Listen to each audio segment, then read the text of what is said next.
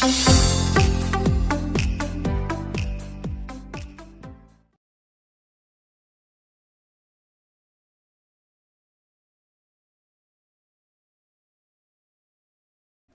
दोस्तों, नमस्कार। आप देख रहे हैं रुद्र एजुकेशन जोन अपने मित्र गौरव के साथ। दोस्तों, आज मैं आप लोगों के सामने लेकर के आया हूँ सत्रांत परीक्षा दिसंबर 2022 का पेपर है आपका। ठीक है, जो आपका पिछला सेमेस्टर पेपर हुआ है।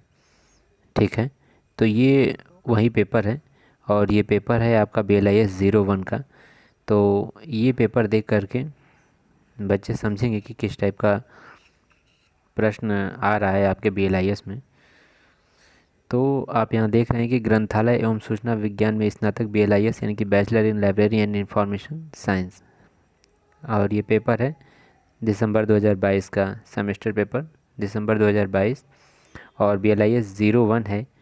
तो आप सब लोगों को पता होगा कि BLIS 01 है, तो ये आपका पहला सेमेस्टर है। ठीक है, तो पहले सेमेस्टर में जो है कि बच्चों को बहुत डर लगता है। तो जो भी बच्चे हमारे चैनल पर नए जुड़े हैं, ठीक है, तो वो इस प्रश्न पत्र को ज़रूर देखेंगे और ध्यान से देखेंगे। ठीक है, तो आइए हम आगे चलते हैं और बात करते हैं कि किस टाइप का पेपर आता है और क्या क्या इसमें होता है।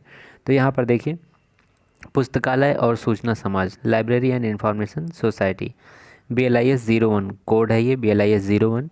ठीक है, तो विषय कोड आपका क्या है, BLIS है। यहाँ ऊपर देख रहे हैं BLIS विषय कोड है, सब्जेक्ट कोड है, और कोर्स कोड है BLIS 01। ठीक है, आगे चलते हैं। जो नए बच्चे हैं उनको हम पूरी तरह से सब कुछ बताएंगे कि किस टाइप का पेपर आता है। तो यहाँ आप देखेंगे कि टाइमिंग यहाँ पर लिखी हुई है, टाइम 3 आवर्स, 3 घंटे का समय, और मैक्सिमम मार्क है 70 नंबर। तो ये होता तो 100 का है, 70 और प्लस 30 आपका क्या हो जाता है, असाइनमेंट हो जाता है। ये मिला करके आपका हो जाता है 100। ठीक है, तो ये ध्यान दीजिएगा कि 70 नंबर का आपका पेपर होता है। यहाँ नोट में देखिए लिखा गया है कि आंसर 6 क्वेश्चन इन ऑल, पूरे प्रश्नों में से केवल 6 प्रश्नों के जवाब देना है। सेलेक्टिंग 3 फॉर सेक्शन ए, 3 आपको सेक्शन ए से, और 1 from section B, section B से 1, और 2 फ्रॉम सेक्शन सी, यानी कि 3, 1 4 और 2 6 प्रश्न हो गए। ठीक है, तो ये ध्यान दीजिएगा कि टोटल में से, यानी कि टोटल जितने भी प्रश्न होंगे उसमें से आपको 6 प्रश्नों के जवाब देने हैं, और 70 नंबर का आपका क्वेश्चन पेपर होता है। ठीक है, तो ये आपने देख लिया, ये पेपर का आपका पहला पेज था। अब हम दूसरे पेज पर चलते हैं। तो ये देखिए आपके सामने दूसरा पेज आ गया, ध्यान दीजिएगा। हिंदी में भी ये नोट लिखा गया है, देख लीजिए। खंड क से 3, खंड ख से 1, खंड ग से 2 प्रश्नों को चुनते हुए कुल 6 प्रश्नों के उत्तर दीजिए। प्रत्येक प्रश्न के अंक दाहिनी ओर अंकित हैं। तो चलिए मैं आपको दिखाता हूँ। जो आपका सेक्शन ए है, खंड क है, वो टोटल 48 नंबर का है। ठीक है, 3 करना है इसमें से, और यहाँ पर आप देखेंगे कि 48 नंबर का है तो एक प्रश्न है 16 का। ठीक है, 16 इंटू 3। ठीक है, ये हो गया आपका 48 नंबर। ठीक है, तो ध्यान दीजिएगा इसमें किस प्रकार के प्रश्न आते हैं, और आपको नोट में दिया भी, यहाँ पर दे दिया गया ऊपर कि 500 से 800 में लिखना है। ठीक है, ये थोड़ा सा आपका लॉन्ग आंसर टाइप क्वेश्चन है, 16 नंबर का है, तो आप खुद सोच सकते हैं। ठीक है, तो ध्यान दीजिएगा इसमें किस प्रकार के प्रश्न है वो भी मैं आपको पढ़ के सुनाने वाला हूँ और दिखाने वाला हूँ अपने वीडियो के माध्यम से। मेरे जो BLIS के बच्चे हैं, मैं नहीं चाहता कि उनको किसी प्रकार की कमी रह जाए, वो प्रश्न पत्र न देख पाए पेपर से पहले, या उनको कोई डाउट रह जाए, तो मैं आपको सब कुछ बताने वाला हूँ। तो ये देखिए, पहला क्वेश्चन आपके सामने है, पुस्तकालय विज्ञान के चतुर्थ नियम का सार्वजनिक पुस्तकालय के संदर्भ में व्याख्या कीजिए। ठीक है, तो पुस्तकालय विज्ञान के 5 सूत्र थे, जिसमें कि चौथे नियम का सार्वजनिक पुस्तकालय के संदर्भ में व्याख्या करना है।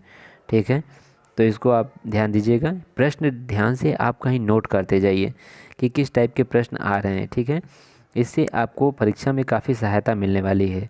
ठीक है, आगे चलते हैं। दूसरा प्रश्न है कि right an essay on the function of modern library. ठीक है, आधुनिक पुस्तकालयों के कार्यों पर एक निबंध लिखिए। ठीक है, ये भी 16 नंबर का प्रश्न है और बहुत अच्छा प्रश्न है, इसको भी आप कर सकते हैं। अच्छा भाई, तीसरा प्रश्न क्या है, explain the role and importance of academic library, शैक्षिक पुस्तकालय की भूमिका एवं महत्व की व्याख्या कीजिए। तो ये तो यहाँ पर ये 3 प्रश्न थे। ठीक है, और आपको मैं बता दूं कि सेक्शन ए से आपको केवल 3 ही करना है, ठीक है। तो इसमें सेक्शन ए में और भी प्रश्न होंगे, आगे चल के देखते हैं। ये देखिए इसमें टोटल कितने हैं, 5 प्रश्न हैं, ठीक है। ध्यान दीजिए, चौथा और ये पाँचवा सेक्शन ए में ही है।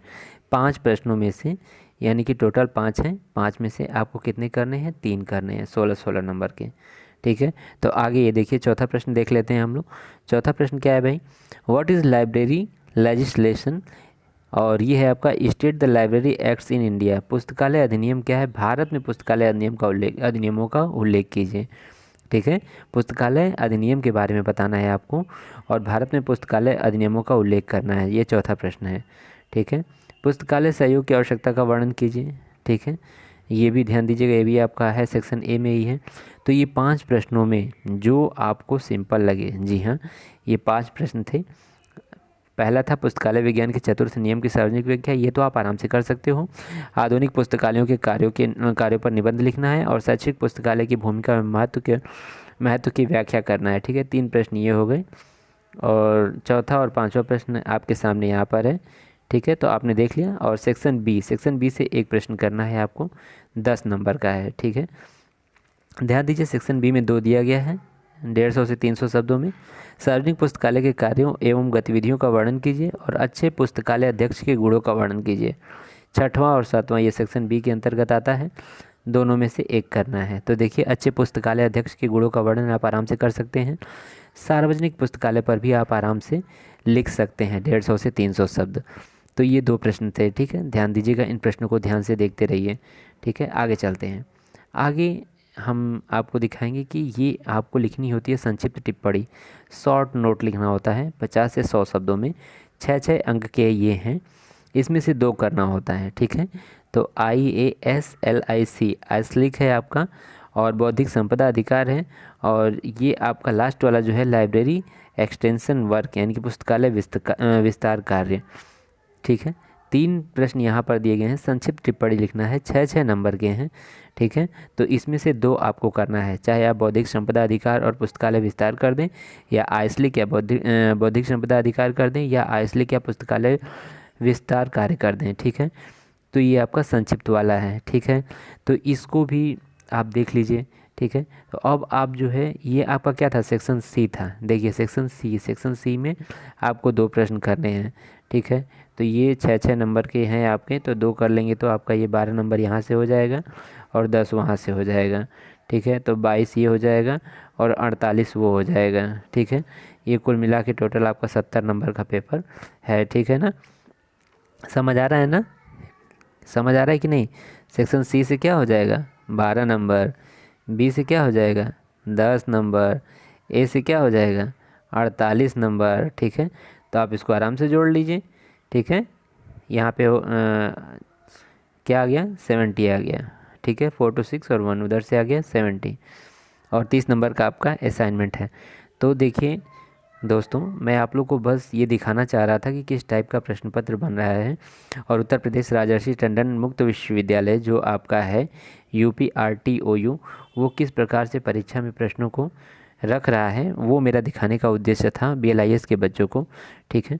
तो BLIS के बच्चे हमारे चैनल से बहुत अधिक मात्रा में जुड़े हुए हैं, तो उनके लिए मैं वीडियो बनाता हूँ, और मैं पूरा प्रयास करता हूँ कि उनको किसी प्रकार की कोई कमी न रह जाए, सारी सूचना देने का प्रयास करता हूँ। तो ये आपका था BLIS जो आपका सेमेस्टर एग्ज़ाम है 2022 का, दिसंबर 2022 सेमेस्टर, उसका ये प्रश्न पत्र था। इसको आप सब लोग ध्यान से देख लीजिएगा।